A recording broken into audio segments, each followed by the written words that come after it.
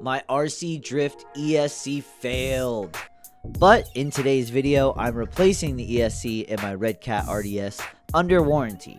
Having electrical issues can be rough and hard to troubleshoot, but the Redcat RDS comes with 1-year warranty, and I had fantastic customer service experience. It's not unusual in the world of electronics that something comes from the factory not working properly. That's why most companies will include that warranty. After unboxing and testing the Redcat RDS for the first time, I noticed a flashing red light on the ESC, and then reverse wasn't engaging correctly. Reverse would work intermittently, and I would have to continue to engage the reverse throttle until eventually it would engage. My first step was to call the Redcat customer service. That's exactly what I did. After talking with a knowledgeable rep and troubleshooting with me over the phone, he let me know that it was showing the first signs that the ESC was failing, and that's when the reverse stops working and a red flashing error light appears on the ESC. He was able to ship me a new replacement one immediately, and I had it at my door within 5 business days. Being brand new into the RC drift hobby, I thought it was an awesome opportunity to get involved with my RDS.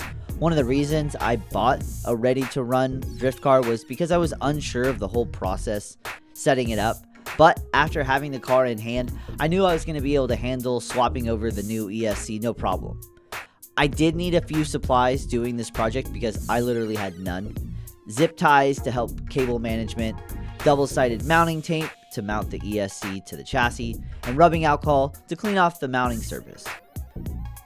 If you've never done something before, it can be daunting, but after completing this swap, it was a straightforward process. The new ESC has red, blue, and black power wires, whereas the original ESC had all black wires.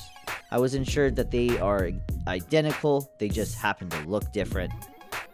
I did have an issue plugging in the 3 major power wires to the motor to the ESC. The first time powering up the car, the motor ran in reverse, and it is a sensorless setup, so you can just swap the wires around until you have the correct output. If it is a sensored setup, you can't do that. After making sure the car was running properly, I started to mount the ESC power switch and routed the cables. The ESC receiver cable routes underneath the transmission gearbox, which I thought was pretty cool. Plugging back in the ESC and motor cables to the receiver, channel 1 is for the servo and channel 2 is for the motor. And I heard someone on the internet say 1 to turn and 2 to burn, so I really like that saying.